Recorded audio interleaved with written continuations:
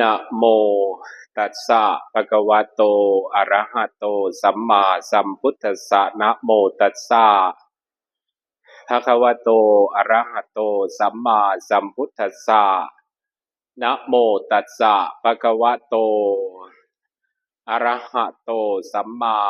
สัมพุทธัสสะขอนอบน้อมแด่องค์สมเด็จพระสัมมาสัมพุทธเจ้าพระองค์นั้นซึ่งเป็นผู้ไกลจากกิเลสตรัสรู้ชอบได้โดยพระองค์เองแม้เสด็จดับขันธปรินิพพานนานมาแล้วด้วยเสียงกล้าวกราบขอโอกาสพ่อแม่ครูบาอาจารย์พระเถรานุเถระคณะสงฆ์ขอความเจริญในธรรมจงบังเกิดมีแก่ศรัทธาสาธุชนทุกท่านทุกคนในลำดับต่อจากนี้ไปอาตมาภาพพระครูสุภัทรธรรมโมภาสเจ้าอาวาสวัดป่าหนองไฮบ้านท่าเมืองตำบลท่าเมืองอำเภอดอนมดแดงจังหวัดอุบลราชธานีได้กล่าวธรรมะคำสั่งสอนขององค์สมเด็จพระสัมมาสัมพุทธเจ้าให้พวกเราท่านทั้งหลายได้สดับรับฟังตามสติปัญญาที่ได้ศึกษาและปฏิบัติมาก็ขอให้พวกเราทั้งหลายจงตั้งใจฟังโดยเคารพเถิดวันนี้ก็ถือว่าน่าจะเป็นครั้งแรกๆนะที่ได้มาวัดป่าขันติธรรมแล้วก็ได้แสดงธรรมส่วนมากมันจะไม่ได้มากลางคืนมันจะมาช่วงดึกๆหลังจากเลิกไปแล้วเราถึงมาถึงหรือไม่ก็เป็นช่วงเช้าเลยวันนี้มาตั้งแต่ยังไม่ค่ำมาตั้งแต่ยังไม่ค่ำหลวงพ่อท่านก็เลยบรรจุเข้าไปว่าให้แสดงธรรมให้โยมฟังหน่อยแต่โยมที่จะฟังมันหายไปครึ่งหนึ่งนะหายไปเกินครึ่งแล้วมันถึงตาอาตมาภาพตอนพระเดชพระคุณหลวงพ่อท่านเทศอยู่มันก็เต็มอยู่แต่ว่ามาถึงตาอาตมาภาพมันเหลือครึ่งหนึ่งเพราะอะไรมันถึงเหลือน้อยบารมีของใครของเราไม่เหมือนกันอย่างบารมีของพระเดชพระคุณหลวงพ่อพระครูภาวนานุกิจเนี่ยนะอาตมาภาพเคยมาพึ่งบารมีท่านปี2537 37นี่ท่านให้ไปจำพรรษาอยู่ดอยม่อนจอมธรรมอำเภอป่าซางลำพูนเรานี่แหละ38 พศท่านก็มาจำพรรษาตรงนี้แหละจำพรรษาอยู่ที่นี่ออกพรรษาแล้วท่านก็ส่งลงไปช่วยงานวัดป่าบึงเขาหลวงเป็นงานพระราชทานเพลิงหลวงพ่อหลวงพ่อวัดบึงเขาหลวงหลวงพ่อจันทร์นั่นแหละก็ได้ลงไปก็มาพึ่งบุญพึ่งบารมีหลวงพ่อเราอยู่นี่แหละญาติโยมสาธุชนหลายๆคนนั่นแหละที่อุปถัมภ์ค้ำชูวัดมาตั้งแต่ต้นอุปถัมภ์ค้ำชูมาตั้งแต่ต้นหลวงพ่อท่านอยู่ด้วยอะไรก็อยู่ด้วยธรรมะที่เรียกว่าอะไรธรรมะที่เรียกว่าขันตินั่นแหละขันติธรรมนะขันติธรรมมันมีหลายรูปนะที่อยู่มาก่อนหลวงพ่ออีกอยู่มาก่อนหลวงพ่อเนี่ยเคยได้ยินครูบาอาจารย์ท่านเล่าว่าลูกนั้นลูกนี้ก็มาอยู่แล้วก็ไม่อยู่ก็เคลื่อนออกไปคือย้ายออกไปแต่พระเดชพระคุณหลวงพ่อมาอยู่ไม่เคยย้ายไปไหนนะจำพรรษาอยู่ที่นี่แหละตั้งแต่ไหนแต่ไรมาก็จนถึงปัจจุบันเนี่ยมันก็รวมแล้วก็30 ปีแล้วมั้ง30 กว่าปีนั่นแหละแต่มาภาพเนี่ยก็ปีที่มาจำพรรษากับท่านนะมันพรรษา7พรรษา8นะพรรษา8จำพรรษาที่นี่นี่คือพรรษา8หลังจากนั้นมาก็รวม20 กว่าปีเหมือนกันนะ20 30 กว่าปีนั่นแหละ30 กว่าปีเพราะว่าตอนนี้ปัจจุบันนี่ก็38 พรรษาเข้าไปแล้วเนี่ยเป็นอย่างนั้นมันขึ้นอยู่กับบารมีที่ท่านทำมานั้นหนึ่งละท่านเคยเป็นลูกศิษย์เป็นลูกศิษย์เนี่ยเป็นสามเณรนะท่านบวชเป็นสามเณรเคยเป็นลูกศิษย์อยู่กับครูบาอาจารย์เคยประพฤติปฏิบัติมากับครูบาอาจารย์เคยอดเคยทนเคยฝึกเคยภาคเคยเพียร เคยทำคุณงามความดีนะครับอย่างน้อยก็คือว่าเชื่อฟังพ่อแม่ครูบาอาจารย์ท่านแนะนำคำสอนต่อมาท่านก็มาเป็นเจ้าอาวาสนะเป็นเจ้าอาวาสผู้ที่ผ่านการเป็นเจ้าอาวาสมาเนี่ยไม่ใช่ผ่านงานง่ายๆนะงานเจ้าอาวาสเนี่ย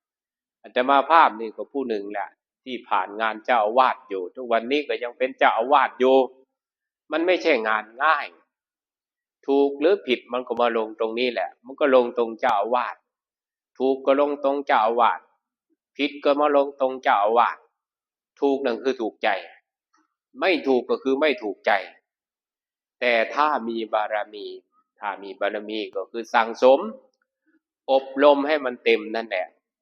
อบรมให้มันเต็มบารมีที่องค์สมเด็จพระสัมมาสัมพุทธเจ้าบำเพ็ญมาก็10ทัสสะบารมี10ข้อ10ประการแต่นี่เรามาดูแล้วเนี่ยหลวงพ่อมีหลายข้อหรืออาจจะครบทั้ง10ข้อเลยนะหรืออาจจะครบทั้ง10ข้อโดยเฉพาะความภาคความเพียรความอดความทนนี่แหละที่เห็นได้ชัดแล้วก็ความมีเมตตาความมีเมตตาต่อเพื่อนสหธรรมิกครูบาอาจารย์แล้วก็มีเมตตาต่อญาติโยมสาธุชนทุกท่านทุกคนนี่แหละเมื่อเขามาใกล้ท่านได้มากราบได้มาไหว้ได้มาสนทนากับท่านนะมันก็จะรู้ได้ว่า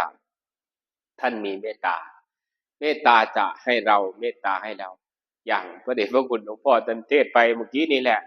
ท่านบอกว่าเมตตามันไม่ได้อยู่ในตัวหนังสือธรรมะบ้านก็พูดอย่างนั้นเหมือนกันเพราะอะไรถึงพูดอย่างนั้นเพราะธรรมะมันเป็นสิ่งเดียวกันมันไม่ได้อยู่ในตัวหนังสือแต่มันอยู่ที่จิตใจของเราที่เห็นที่เข้าใจถ้าเห็นมันเข้าใจแล้วมันก็เกิดเมตตาขึ้นมาที่จิตที่ใจของเรามันมีความปรารถนานั่นแหละปรารถนาใจผู้อื่นอยู่เป็นสุขคิดจะช่วยพ้นทุกข์พอยินดีเมื่อผู้อื่นได้ดีวางเฉยไม่ดีใจเสียใจเมื่อผู้อื่นถึงความวิบัติเนี่ยตัวสุดท้ายเนี่ยคือวางเฉยไม่ดีใจเสียใจเมื่อผู้อื่นถึงความวิบัติทำไมถึงวางเฉยนะเพราะว่ามันช่วยไม่ได้แล้วมันช่วยไม่ได้แล้วกรรมมันจำแนกไปแล้วกรรมมันจำแนกให้เป็นแบบนั้นให้มันเป็นอย่างนี้แล้วเราช่วยไม่ได้ถึงพูดให้ฟังเขาก็ไม่ฟังถึงห้ามเขาก็ไม่ฟังมันก็ต้องอยู่อุเบกขาถ้ามันอยู่อุเบกขาใจเราก็เป็นกลางๆนะทีนี้ใจเราก็เป็นกลางๆไม่มากไปด้วยความรักไม่มากไปด้วยความโกรธไม่มากไปด้วยความอิจฉาไม่ได้มากไปความพยาบาท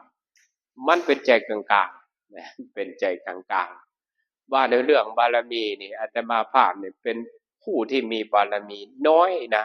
ไม่ใช่คนมีบารมีมากแต่สร้างเอานี่แน่นอนที่สุดสร้างเอา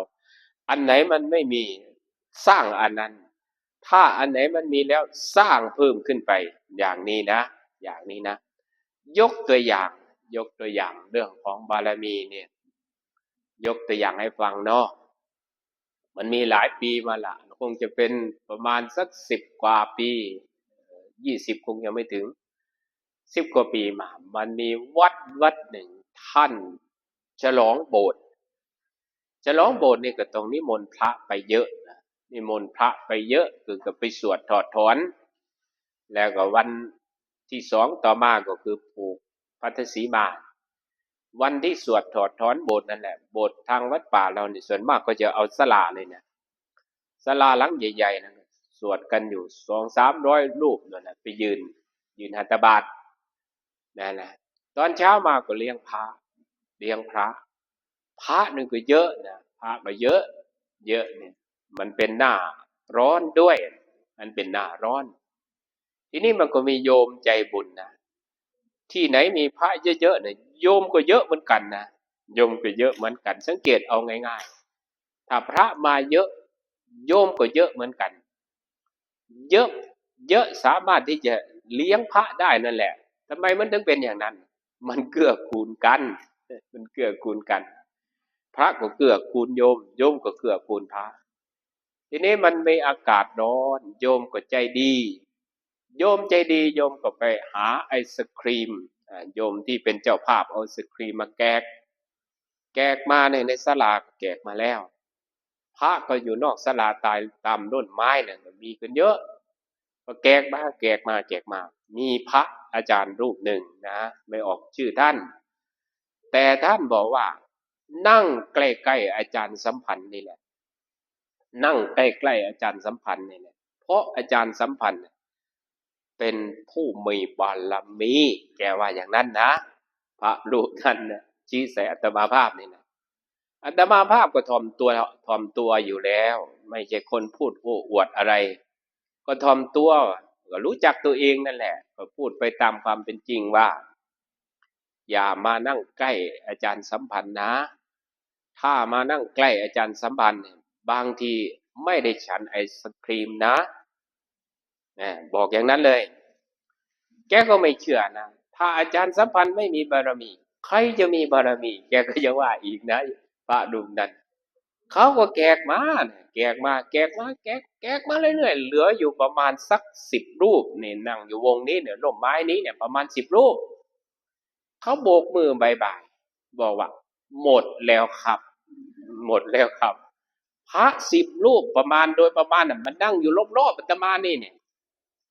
จะเชื่อหรือไม่ล่ะว่าอาตมาภาพไม่มีบารมีนะเห็นไหมนี่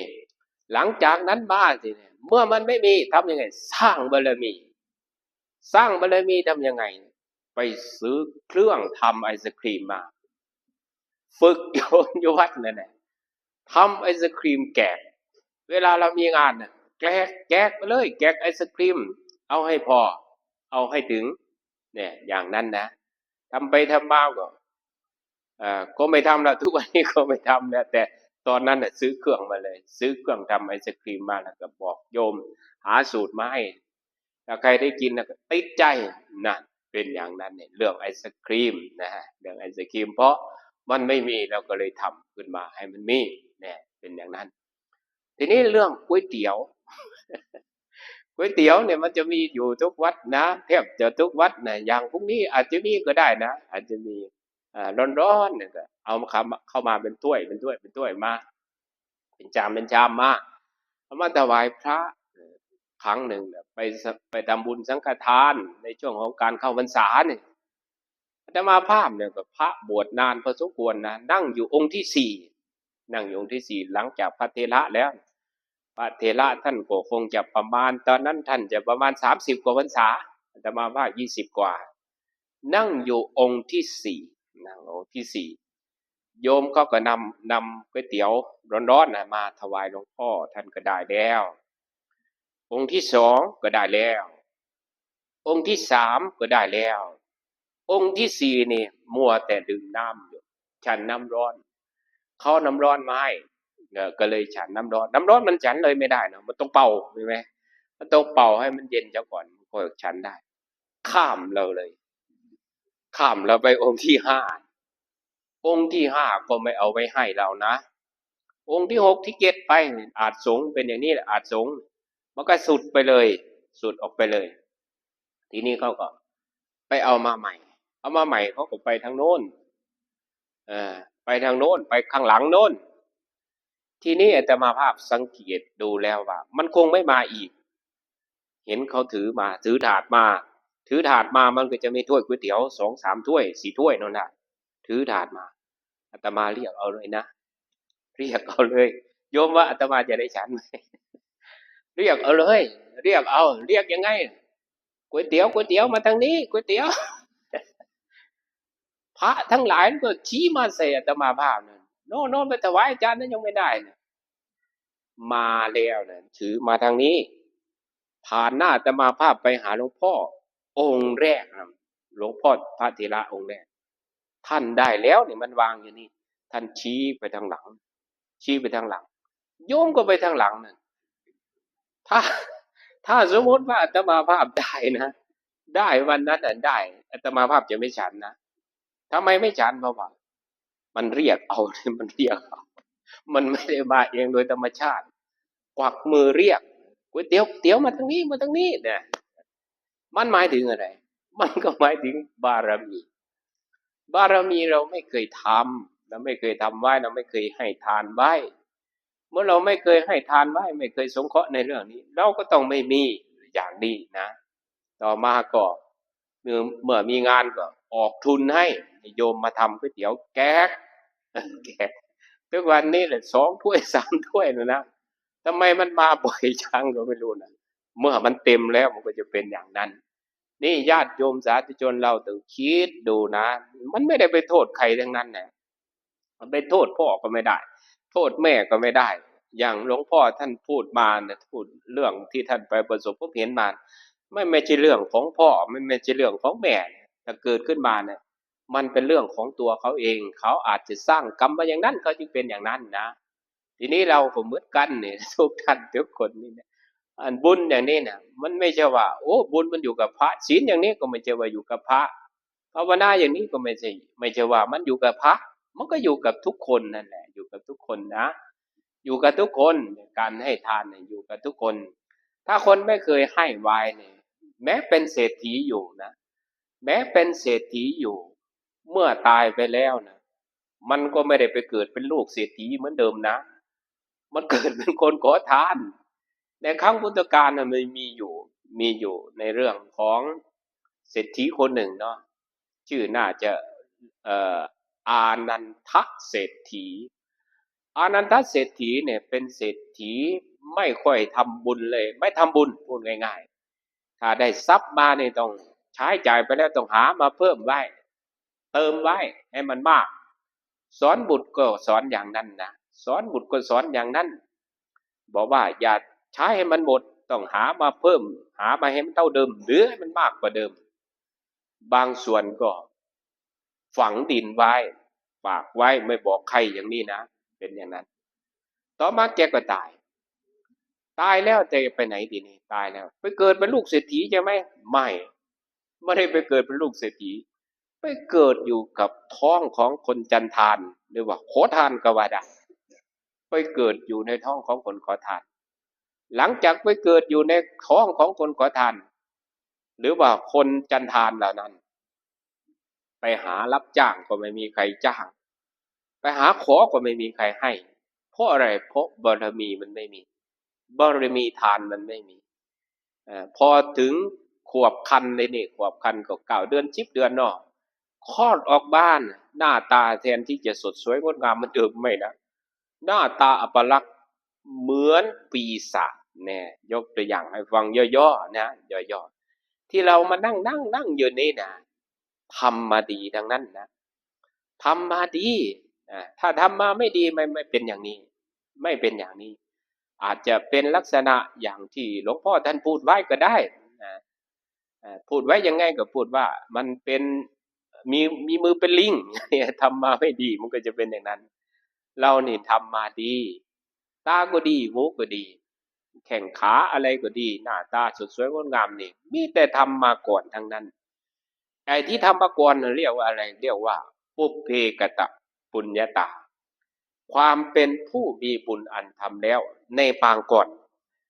ความเป็นผู้มีบุญอันทำแล้วในปางก่อนจึงมาเกิดเป็นมนุษย์ได้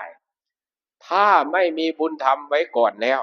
มาเกิดเป็นมนุษย์ไม่ได้ไปเกิดเป็นอะไรเคยเห็นไก่ไหมโยมเคยเห็นไก่ไหมเคยโยมเคยเห็นหมูไหมเคยโยมเคยเห็นวัวเห็นควายเคยก็ไปเกิดพวกนั้นก็ได้โดยเฉพาะของที่เขาฆ่าทุกวันเนี่ยฆ่าทุกวันอย่างปลาอย่างนี้อย่างหมูอย่างนี้เนี่ยอย่างไก่อย่างนี้อย่างเป็ดอย่างนี้ก็ไปเกิดกับพวกนั้น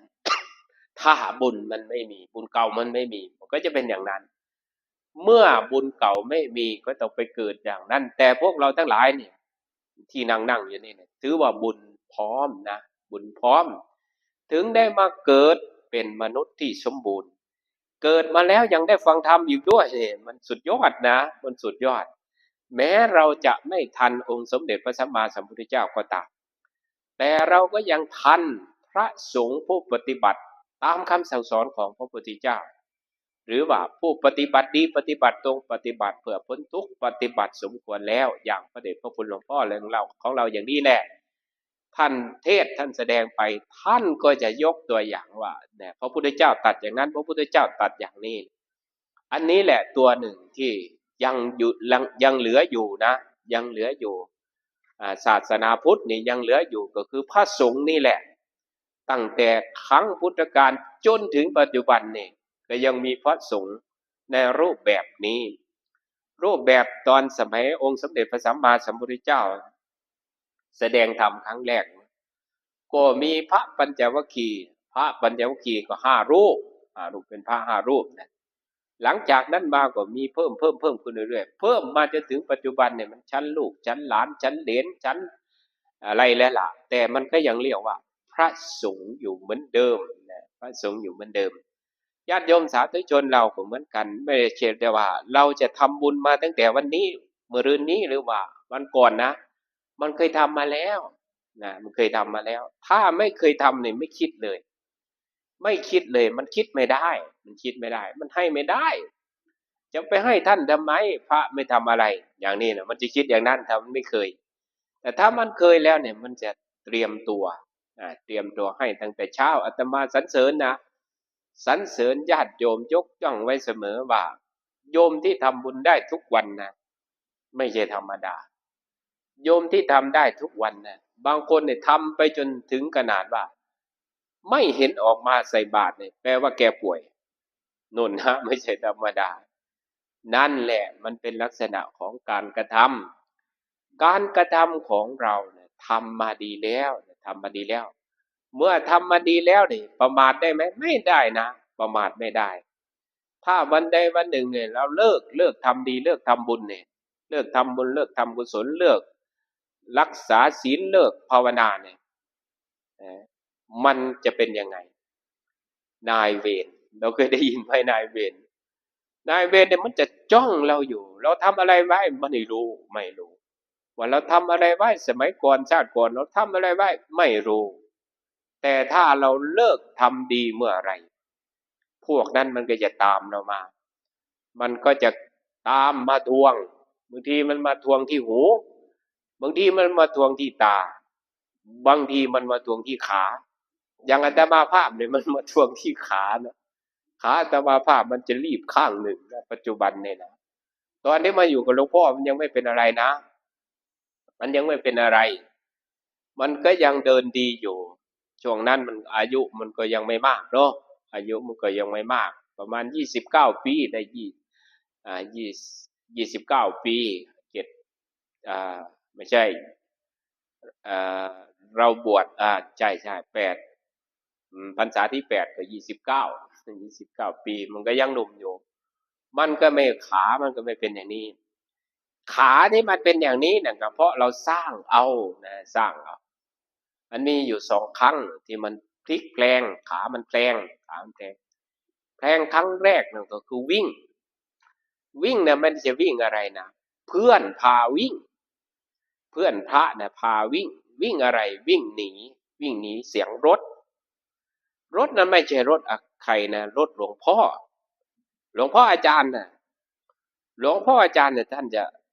นจะมาหาเราเนี่ยพักอยู่ตรงหนึ่งรอท่านนั่นแหละรอว่าท่านจะมาทำงานจะพาทำงานได้ยินเสียงรถก็พากันหลบออกไป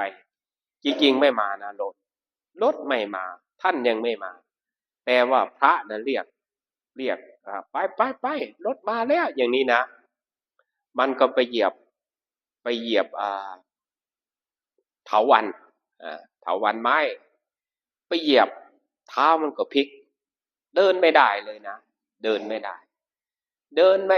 ตอนเช้าก็ไม่ได้ไปบิณฑบาตหลวงพ่อท่านก็ถามหาว่าไอ้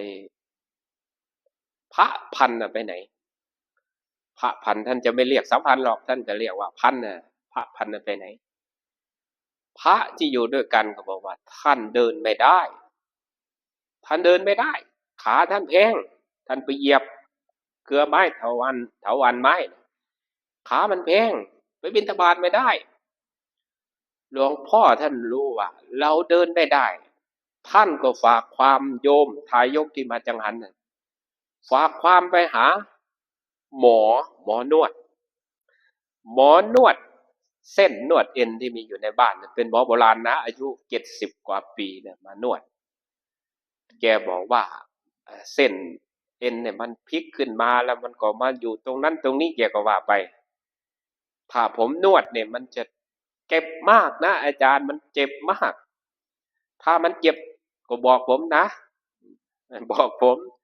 เออผมก็จะได้ผ่อนลงว่าอย่างนั้นอาตมาภาพ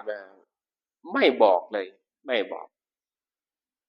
ถามแกถามถ้าแกนวดไปแกก็ถามว่าเจ็บไหมอาจารย์ธรรมดาธรรมดานี่น้ำตาไหลนะธรรมดาน้ำตาไหลครั้งที่สองก็บอกว่าธรรมดาครั้งที่สามแกไม่ถามเลยแกก็เอาจนเสร็จตามตำราของแกพอแกนวดเสร็จแล้วแกก็บอกว่าลองเดินดูเดินได้เลยเดินได้เลยแปลว่าหมอน่ะเก่งก็แปลว่าครูบาอาจารย์นั่นท่านมีเมตตาท่านไม่ปล่อยให้เราเป็นอย่างนั้นไม่เป็นอย่างนี้หรอกรู้ว่าเราเก็บรู้ว่าเราไม่สบายอย่างนี้ท่านก็หาหมอมาเลยครั้งแรกนะครั้งแรกครั้งที่สองเนี่ยจะไปแม่น้ำสารวินกับพระอาจารย์สุรินทร์อาจารย์สุรินทร์นี่ก็ทุกวันนี้ก็ไปอยู่บ้านบางทีท่านก็มาพักที่นี่พักที่วัดป่าพระวรรณารามหรือบางทีก็ไปพักที่แม่ฮ่องสอนบ้านหัวลางปีที่ผ่านมาเนี่ยจำพรรษาอยู่ที่บ้านบ้านเกิดก็จะไปกับท่านไปกับท่านตอนนั้นพรรษามันเท่าไหร่นะ10 กว่าพรรษาเข้าไปแล้วนะ12 13เข้าไปแล้ว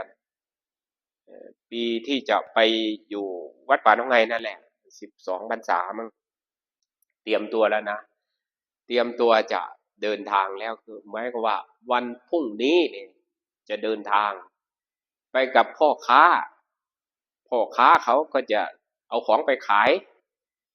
ของก็เป็นของกินของใช้นี่แหละเขาก็จะเอาใส่เข้าไปหลังล้อ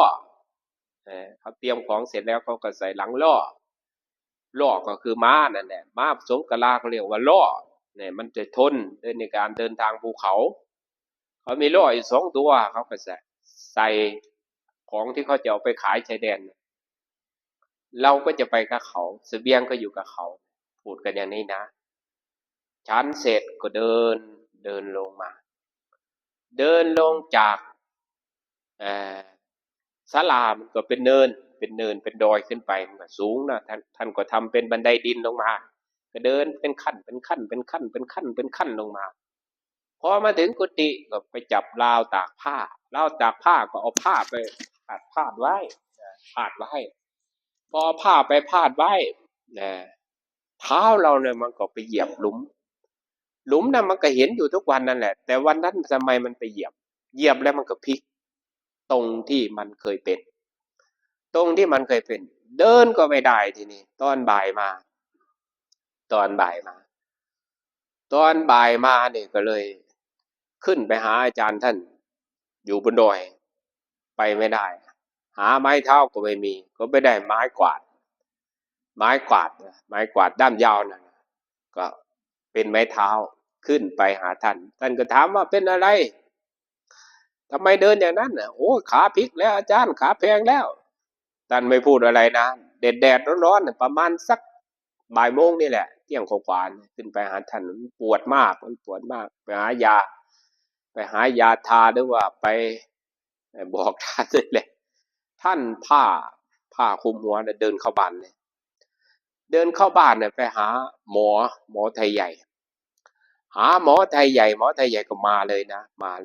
ล้วแกก็มาบ่นคาถาของแกให้ไปนั่งอยู่ตรงบันไดนั่งอยู่ตรงบันไดมันเป็นศาลา2 ชั้นนั่งตรงบันไดแล้วก็ย่อนขาลงไป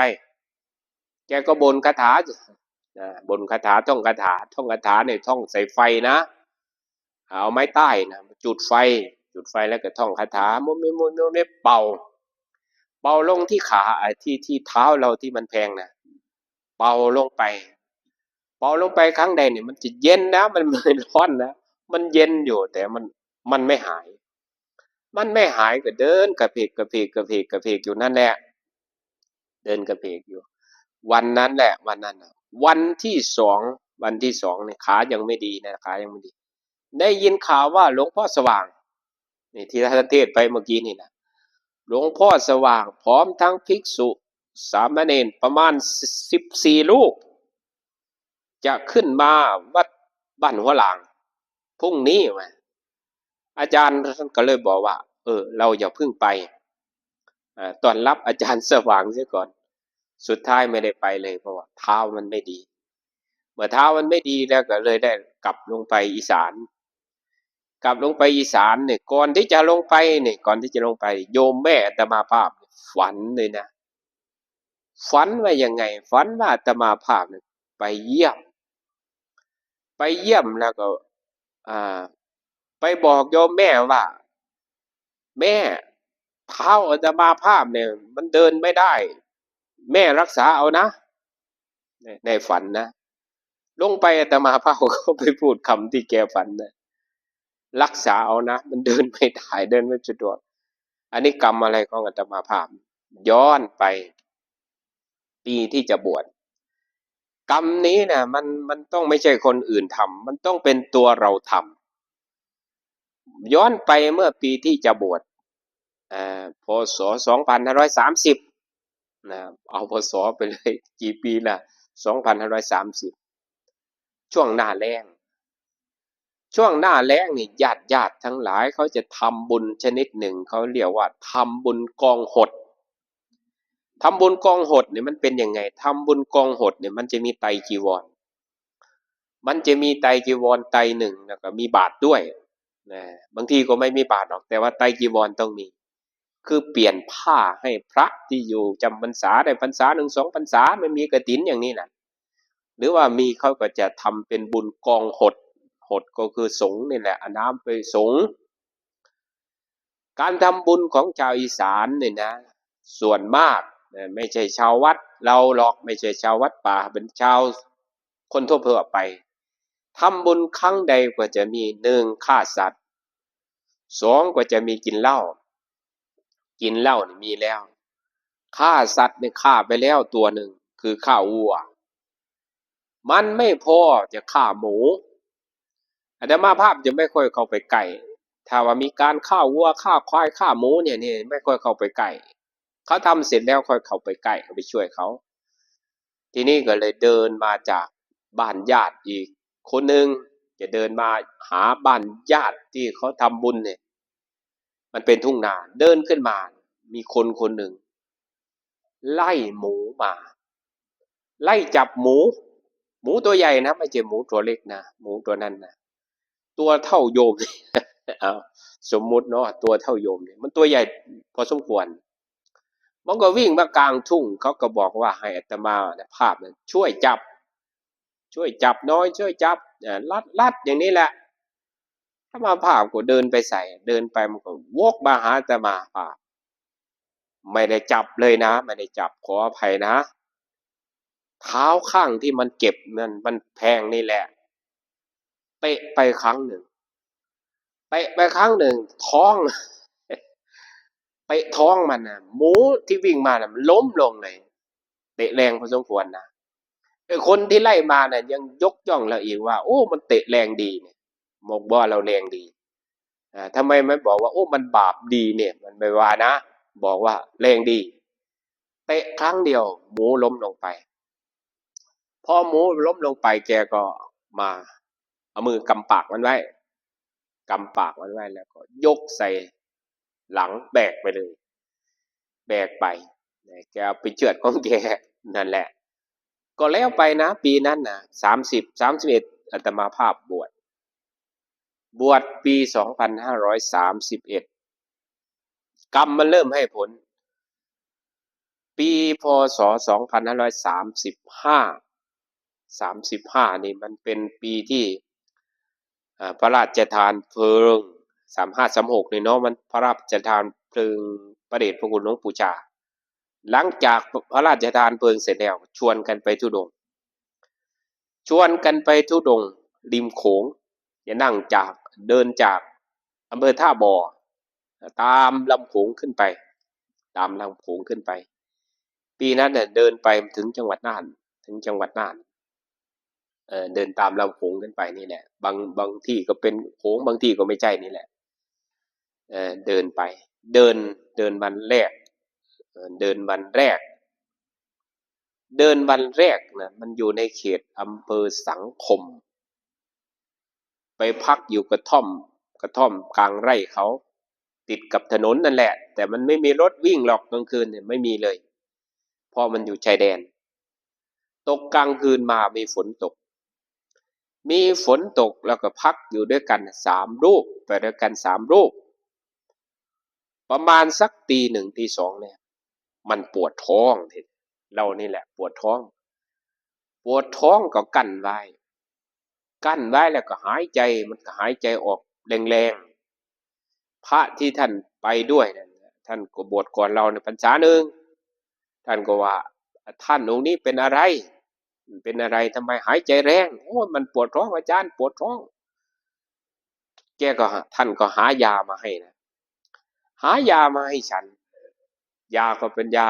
ลดกรดในกระเพาะนั่นแหละฉันลงไปน้ำเติมลงไปแต่มันไม่หายมันร้อนเนี่ยเอามืออังไว้เนี่ยมันร้อนท้องเนี่ยมันแน่นมันร้อนสุดท้ายมันก็ไม่หายก็ตี 3เข้าไปตี 4เข้าไปแล้วจะเข้าตี 5เนี่ยแต่มาภาพตัดสินใจว่ายังไงก็ไม่รอดก็คือตายนั่นแหละ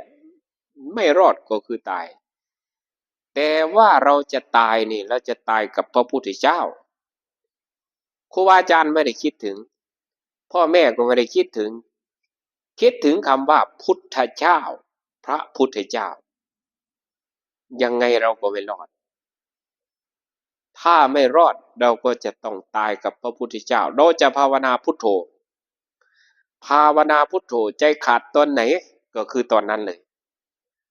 ทีนี้มันนั่งไม่ได้นะท้องเนี่ยแน่นมันนั่งไม่ได้มันเป็นกรดนั่นแหละแต่จะพูดไปแล้วก็คือกรดลมในท้องมากเอามืออังไว้นี่มันก็จะร้อนๆนะมันร้อนๆเป็นไข้ด้วยหนาวก็หนาวฝนก็ตกพรำๆหนาวนี่ก็คือเอาผ้ามาห่มทุกพื้นเลยนะผ้ามุ้งกดก็พับเป็น4 ชั้นผ้าสังฆาตินี่ก็พับมันเป็น4 ชั้นจีวรพับเป็น2 ชั้นใส่เข้าไปนี่มันยังหนาวอยู่แต่ถ้าเอามือมาอังท้องนี่มันร้อนสุดท้ายก็อาลัยในชีวิตบอกว่าไม่เหลือไม่รอดเราจะตายก็ขอให้ตายกับพุทโธให้ตายกับพระพุทธเจ้าให้ขอตายกับพระพุทธเจ้าอย่างนั้นเพราะว่าอย่างนั้นแล้วก็เลย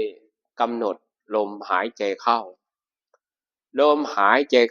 สืบลมเข้าไปเนี่ยมันสืบเข้าไปไม่ได้สะดวกนะเพราะว่ามันไปดันท้องนี่มันก็ค่อยๆเข้าไปค่อยๆออกนั่นแหละกำหนดลมหายใจเข้าพุทลมหายใจออกโทนี่ไม่รู้ว่ามันกี่ครั้งต่อกี่ครั้งเราไม่รู้ดับไปเลยนี่ก็คือเงียบสงัดพูดยังไงล่ะมันเรียกว่าดับไม่มีความรู้สึกเลยฝันไปไหมก็ไม่ฝันจะไปนรกก็ไม่ไปจะไปสวรรค์ก็ไม่ไปจะไปนิพพานก็ไม่ไปเกิดเป็นสัตว์เดรัจฉานก็ไม่ไปมันเงียบไปเลยตอนเช้ามาอาจารย์ที่ไปด้วยกันท่านก็มาจับขาเขย่าท่านก็พูดด้วยนะท่านก็พูดว่าเป็นยังไงท่านเป็นยังไงประมาณนี้แหละอาตมาภาพก็ไม่พูดค่อยลืมตาขึ้นค่อยบอกท่านว่ายังเหลืออยู่ยังไม่ตายแต่อาการเป็นไข้มากเป็นไข้จับสั่นเลยนะท่านก็เลยไปบิณฑบาตมาให้ฉันไปบิณฑบาตมามันก็ฉันไม่ได้หรอกเพราะมันเป็นไข้ถึงกระนั้นก็เดินทางต่อช่วยกันเดินทางไปนั่นแหละท่านอันไหนมันหนักท่านก็พายไปอันไหนมันเบาก็พายช่วยท่านทั้งที่เป็นไข้เนี่ยเดินต่อไปนั่นแหละคือกรรมมันเกิดขึ้นครั้งแรกที่บอกว่าเราเคยทำไว้เนี่ยไปเตะหมูเนี่ยมันเตะตรงไหนเตะตรงที่ท้องตอนที่มันเจ็บมันก็คือมันเจ็บท้องมันเจ็บท้องเนี่ยพรรษาที่5นะตอนนั้นพรรษาที่6กลับไปจำพรรษากับหลวงพ่อที่วัดป่าโลกุตรภูมิสาขาที่61ไปจำพรรษาในช่วงของการเข้าพรรษานั่นแหละก็เลยมาสำรวจตรวจตราดูเหตุการณ์ที่มันเกิดขึ้นมันก็เลยไปเห็นกรรมตัวเอง กรรมที่เราทำไว้มันเป็นกรรมที่ไม่ดีมันเป็นกรรมที่ไม่ดีมันก็ได้รับผู้ใดทำกรรมอันใดไว้เป็นบุญหรือเป็นบาปจะต้องได้รับผลของกรรมนั้นสืบไปเนี่ยตัวนี้มันชัดเจนนะญาติโยมสาธุชนทุกท่านทุกคนนี่แหละปฏิเสธอะไรมันปฏิเสธได้แต่ปฏิเสธกรรมเนี่ยปฏิเสธไม่ได้พระพุทธเจ้าจะเกิดขึ้นแล้วไม่เกิดขึ้นก็ตามนะจะเกิดขึ้นแล้วไม่เกิดขึ้นก็ตามถ้าทำลงไปแล้วมันจะต้องได้รับทำไปแล้วมันจะต้องได้รับสิ่งที่เราทำนั่นแหละไม่ใช่อย่างอื่นนะนั่นแหละพวกเราทั้งหลายเนี่ยพากันฝึกไหว้นะฝึกไหว้โดยเฉพาะมีพ่อแม่ครูอาจารย์อยู่ด้วยเนี่ยพระเดชพระคุณหลวงพ่อพระครูภาวนานุกิจนี่แหละหรือหลวงพ่อไลของเรานี่แหละท่านอยู่ด้วยท่านก็จะแนะนำนะแนะนำพร่ำสอนแต่ใครมีปัญหาอะไรก็มาถามท่านก็แนะนำท่านก็บอกท่านก็ช่วยด้วยความเมตตาด้วยความเสียสละของท่านนั่นแหละนั่นเป็นอย่างนั้นทีนี้เราก็ได้ยินได้ฟังแล้วเราทำยังไงเราก็เบื้องต้นนี่คือทานนี่แหละมันเป็นตัวที่เบื้องต้นของเราเนี่ยจะไปรักษาศีลเลยเนี่ยมันก็ยังไม่ได้อยู่มันก็ไม่เต็มร้อยเพราะอะไรเพราะมันทานยังไม่ช่ำชองต้องทานให้มันช่ำชองเสียก่อนให้มันดีเสียก่อนให้มันมากเสียก่อนให้มันเป็นนิดไปเลยทานเป็นนิดเดี๋ยวว่าทานเป็นนิดนะให้อยู่เป็นประจำให้อยู่เป็นนิดทีนี้ถ้าคิดจะรักษาศีลเนี่ยมันจะมีพลังขึ้นมาอาตมาภาพได้ธรรมะนี้มาจากใครได้ธรรมะนี้มาจากโยมก็เป็นโยมที่ทำสร้างวัดนี่แหละสร้างวัดป่าหนองไห่มาด้วยกันทีแรกก็โยมแม่ของโยมคนนี้น่ะเป็นคนมาช่วยสร้างศาลาสร้างอยู่เป็น10 ปีนะมันถึงเสร็จไม่เหมือนหลวงพ่อนะปี1 2 ปีก็แล้วนะเสร็จแล้วหลังจากสร้างศาลาเสร็จก็ฉลองศาลาเนี่ยฉลองศาลาลูกนั่นแหละก็ทำบุญให้ทานก็ทำบุญกฐินมา2 ปี3 ปีมาต่อจากพ่อจากแม่ก่อนนั้นก็ทำมาด้วยกันนั่นแหละทำบุญมาพอทำบุญมาเนี่ยมันไม่ใช่ว่าทำบุญแล้วมันได้แต่บุญอย่างเดียวนะมันได้ฟังธรรมด้วยอย่างพวกเรานี่แหละเรามามุทิตาอายุวัฒนะของพระเดชพระคุณหลวงพ่อเราได้ฟังธรรมด้วยถ้าได้ฟังธรรมเนี่ยอานิสงส์5มันเกิด1ย่อมได้ฟังสิ่งที่ยังไม่เคยฟัง2สิ่งใดได้ฟังแล้วแต่ไม่เข้าใจชัดย่อมเข้าใจในสิ่งนั้นชัด3บรรเทาความสงสัยลงเสียได้4มีความเห็นถูกต้องได้5จิตของผู้ฟังย่อมผ่องใสมันจะผ่องใสด้วยอะไรล่ะด้วยภาวนาด้วยภาวนาทีนี้ให้ทานก็ให้มาก็เห็นอานิสงส์มันนะเห็นอานิสงส์ของการให้ทานเห็นอานิสงส์ของการให้ทานแกจะทำงานอยู่ที่ไปเป็นทำครัวไปเป็นทำครัวนี่คือทำอาหารเนาะทำอาหารอยู่ที่ฮาวายย้ายไปอยู่ฮาวายพร้อมทั้งครอบครัวทำอาหารถ้าได้เงินกำไรจากอาหารก็จะเก็บไว้ทุกปีเก็บไว้แล้วก็จะมาทอดกฐินก็ตั้งแต่สมัยแม่ยังมีชีวิตอยู่นั่นแหละ10 กว่าปีทอดมาหลังจากแม่ล่วงลับไปปีหนึ่งทีนี้ก็มาจัดทำบุญให้แม่ทำซุ้มประตูวัดป่าหนองไงนั่นแหละใครยังไม่เห็นก็ไปดูนะมันไม่เหมือนใครนะมันไม่เหมือนใครอาตมาภาพจินตนาการออกมาจากใบโพมันก็จะเป็นประมาณนี้นะข้างบนมันก็จะแหลมลงมานี่ผ่าใบโพแล้วขยับออกมามันก็เป็นช่องประตูพอดีมีใบโพแล้วก็จะมีมดแดงข้างในข้างนอกก็จะมีมดแดงอยู่4 ตัว ทำไมเอามดแดงเข้าไปใส่มันเป็นโพธิสัตว์หรือมันเป็นอะไรมันอยู่อำเภอดอนมดแดงก็เลยเอามดแดงใส่เข้าไปนะเป็นอย่างนั้นเลยซุ้มประตูนี่ก็มาทำให้เพื่ออุทิศส่วนบุญส่วนกุศลให้แม่ก็ทำซุ้มประตูแล้วก็เอากระดูกของแม่นั่นนะมาใส่ไว้เสร็จแล้วทีนี้มาป่วยเนี่ยป่วยหนักนะโยมป่วยหนักมันเกี่ยวกับสมองเกี่ยวกับสมองเกี่ยวกับเส้นเลือดในสมองปวดหัวปวดเนี่ยปวดมากนะปวดหัวเนี่ยปวดมากเหลือเกินปวดจนน้ำตามันไหลถ้าปวดหัวมากน้ำตาไหลนี่พูดก็ไม่ออกปากมันจะแข็งเรียกสามีก็ไม่ได้เรียกพี่ชายน้องชายอะไรก็ไม่ได้ถึงกระนั้นแกก็พยายามคลานออกมาให้คนเห็นญาติเห็นก็ส่งโรงพยาบาลสรรพสิทธิประสงค์โรงพยาบาลประจำจังหวัดนอนอยู่2 คืนหมอก็ให้ยาไปตามอาการก็ไม่ดีขึ้นก็เลยย้ายไปโรงพยาบาลเอกชนโรงพยาบาลอุบลรักษ์ไปเอกชนเขาก็ไปเอ็กซเรย์ดูระดมหมอมา4 ท่านอาตมาภาพไปเยี่ยมระดมหมอมา4 ท่านหมอหลอดเลือดหมอสมองหมอหัวใจหมอลำไส้4 หมออ่านดูแล้วหมอคนนั้นรับผิดชอบหมอคนนี้รับผิดชอบอยู่ในอาการวิกฤตคือมันปวดหมอนี่หาโรคไม่เจอนะหาโรคไม่เจอ1 ใน 100 1 ใน 1,000 1 ในแสนมันหาไม่เจอถ้าบอกว่าเส้นเลือดแตกมันก็ไม่ใช่แต่มันหาไม่เจอเขาก็พยายามหาอยู่สุดท้ายนี่ก็คือเจาะไขสันหลังไปตรวจอยู่ประเทศไทยเรามันก็ยังไม่เห็นก็ส่งไปตรวจต่างประเทศนะทีนี้ค่าใช้จ่ายมันเพิ่มขึ้นทุกวันโดยอยู่เกือบเดือนโรงพยาบาลเอกชนค่าใช้จ่ายมันปาไป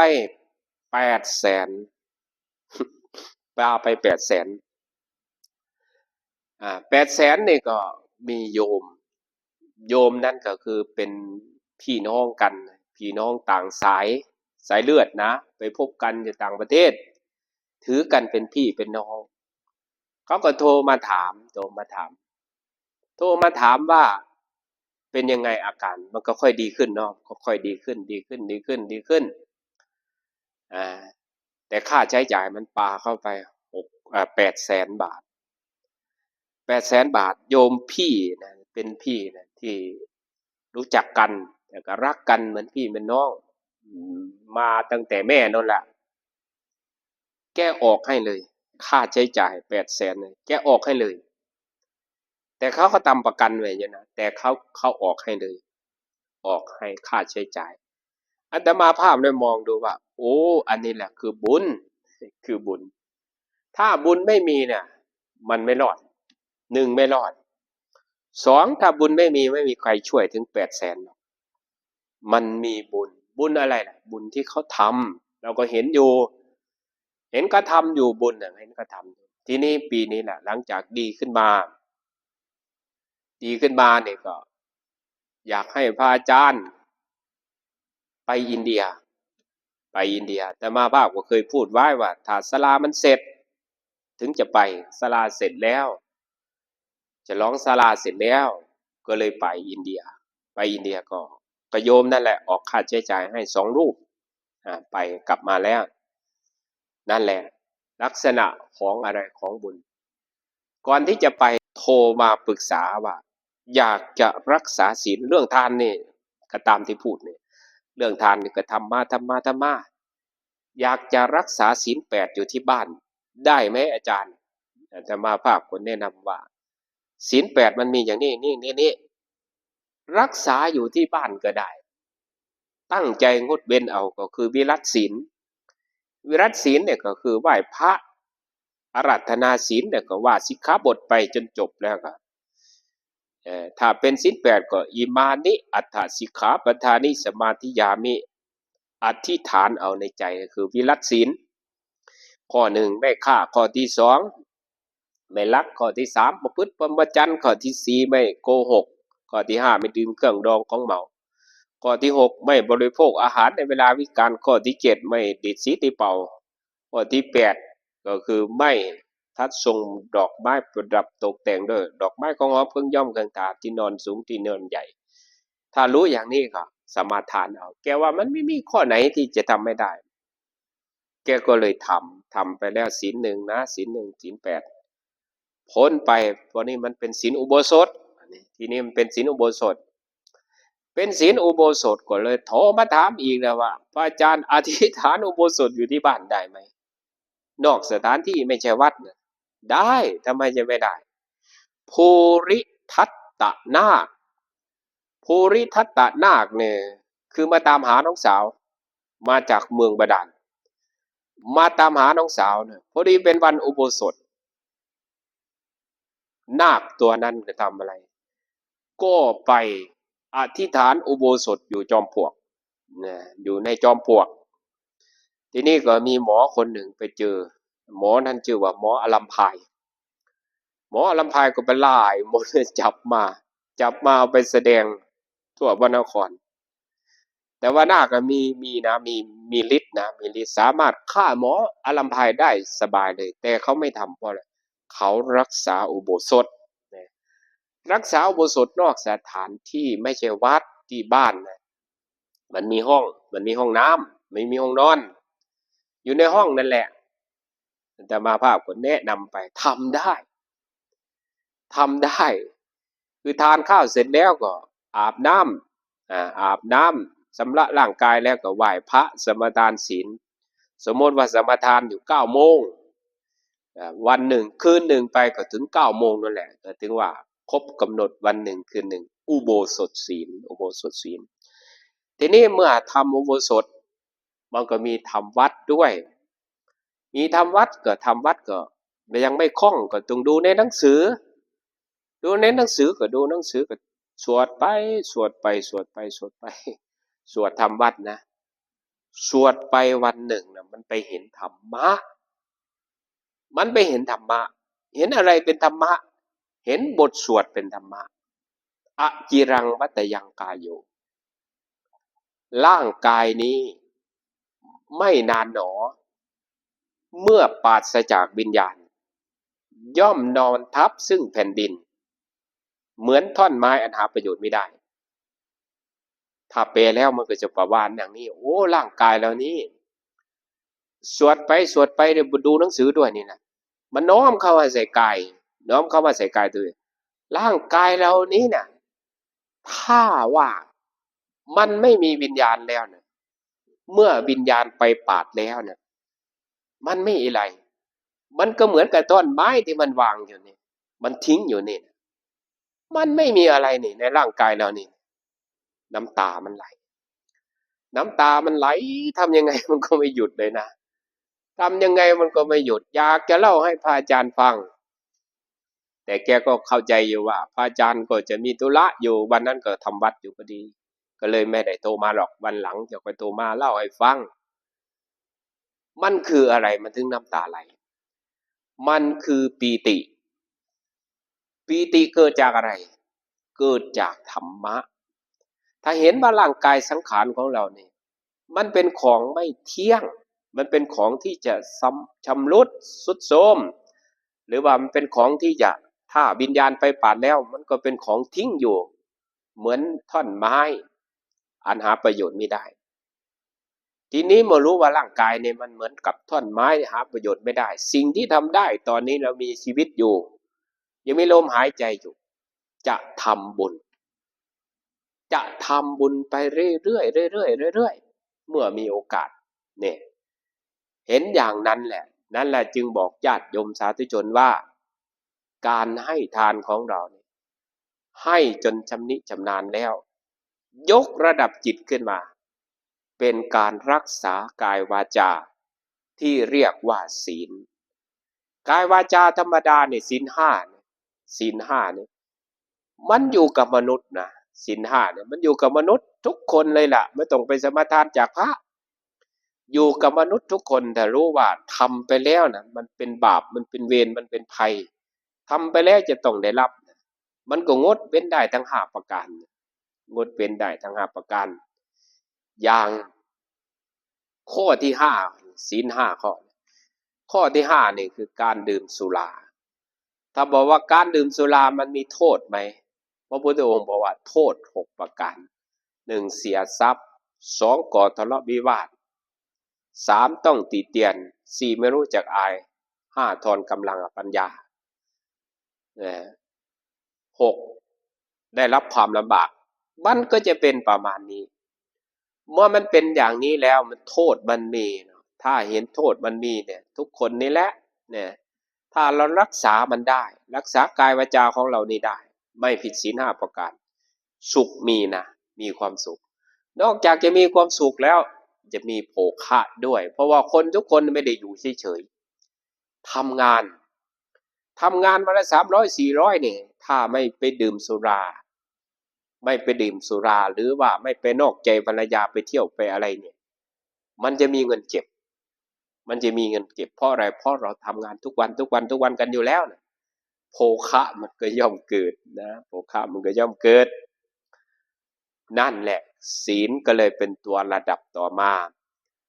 เมื่อรักษากายวาจาได้แล้วทีนี้ยกระดับมันขึ้นไปอีกเป็นการภาวนาเนี่ยสวดมนต์เนี่ยก็เป็นการภาวนานะเป็นการภาวนาอย่างพวกเราทั้งหลายนี่สวดมนต์แปลเนี่ยอาตมาภาพเนี่ยเคยขัดเคืองจิตเนี่ยจิตมันขัดเคืองมันไม่พอใจในเสียงถ้าเสียงนั้นมานี่เคืองในใจเรามันเคืองวันหนึ่งเนี่ยทำวัดเสร็จแล้วก็สวดบทพิเศษมักมีองค์8ประการไปถึงบทสัมมาสติสัมมาสติเนี่ยก็อาตาปิสัมปชาโนสติมาหรือว่าสัมมาวายามะหรืออะไรนี่แหละมันมีอาตาปิสัมปชานาชาโนสติมาวินยังวินยะแต่จะพูดก็หลงอีกแล้วถอนความพอใจและความไม่พอใจในโลกออกเสียได้มีสติถอนความพอใจและความไม่พอใจในโลกออกเสียได้มันเห็นตัวนี้พอมันเห็นตัวนี้แหละสิ่งที่เราชอบมันเป็นความพอใจ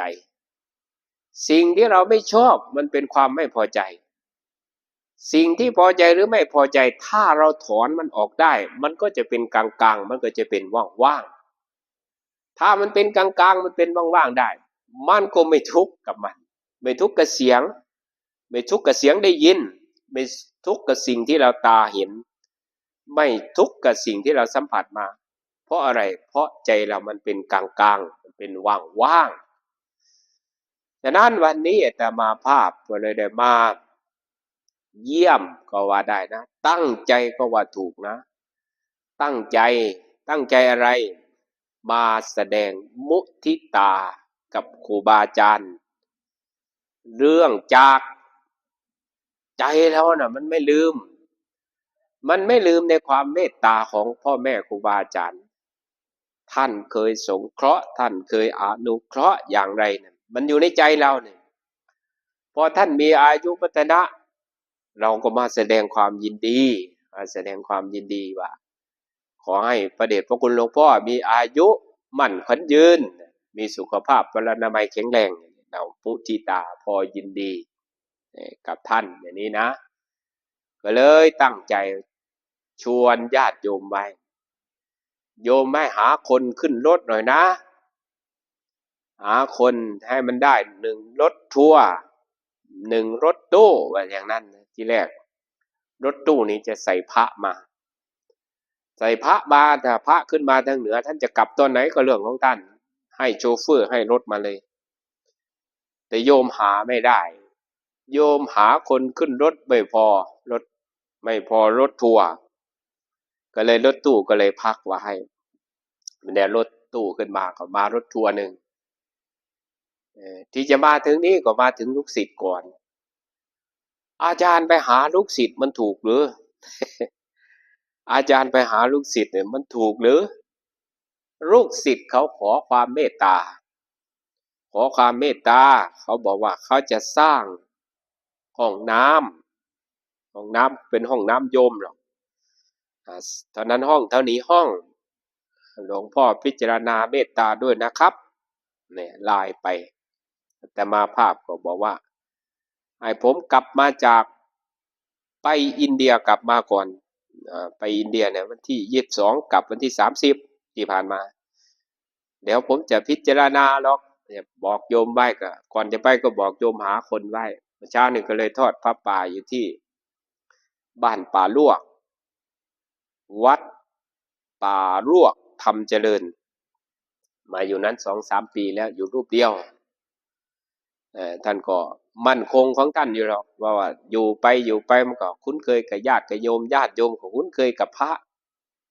ทำอะไรเขาก็ทำนั่นก็ถือว่าดีไปในระดับหนึ่งเช้านี้ก็เลยทอดพระป่าอยู่ตรงนั้นทอดพระป่าเสร็จแล้วก็เดินทางมาก็มาถึงประมาณ5 โมงกว่าพอดีหลวงพ่อท่านไปพบมาแล้ววันนี้ต้องเทศนะกันที่2นั่นว่าอย่างนั้นได้ครับหลวงพ่อจะมาฝากเรื่องเทศไม่มีปัญหาพูดได้จะถูกใจโยมหรือไม่ถูกใจโยมไม่รู้จักแต่พูดได้ก็แล้วกันดังนั้นวันนี้พูดมาด้วยเรื่องอะไร1เรื่องบารมีไม่ได้ไล่ไป10 ข้อนะบารมีถ้าเราไม่สร้างอะไรไว้มันก็ไม่มีถ้าเราสร้างไว้เนี่ยมันย่อมจะมีอย่างยกตัวอย่างให้ฟังหลายๆเรื่องสร้างไว้เนี่ยอย่างน้อยก็ทานบารมีนี่ถ้าสร้างไปสร้างมาทำไปทำมาเนี่ยมันอยากรักษาศีล5นี่ถ้ารักษาศีล5ได้มันก็ขยับขึ้นเป็นศีลอุโบสถเมื่อขยับขึ้นเป็นศีลอุโบสถก็อยากจะปฏิบัติภาวนาดูลมหายใจเข้าออกหรือว่าภาวนาพุทโธหรือว่าดูไปตามบทสวดต่างๆก็เป็นการยกระดับจิตขึ้นจากการให้ทานจากการรักษาศีลมาเป็นการภาวนาดวงจิตดวงปัญญามันก็เกิดขึ้นความสว่างในจิตในใจมันก็ปรากฏขึ้นทุกท่านทุกคนนี่แหละน้อมนำไปประพฤติปฏิบัติดูนะดังนั้นวันนี้พูดมาคงจะสมควรแก่เวลาก็ขออำนวยอวยพรความปรารถนาดีขอให้พระเดชพระคุณหลวงพ่อมีสุขภาพพลานามัยแข็งแรงมีอายุมั่นขวัญยืนอยู่เป็นร่มโพล่มไทรหรือว่าเป็นร่มโพล่มไทรเป็นกำลังใจให้พระลูกพระหลานญาติโยมทุกคนตลอดจนญาติโยมทุกท่านทุกคนนี่แหละอนุโมทนาขอให้ท่านทั้งหลายจงรักษาคุณงามความดีของตนเองคือรักษาทานรักษาศีลรักษาภาวนาให้เพิ่มขึ้นไปให้มีสติมีปัญญารู้แก่งเห็นจริงในธรรมคำสั่งสอนขององค์สมเด็จพระสัมมาสัมพุทธเจ้าด้วยกันทุกท่านทุกคนเทอญ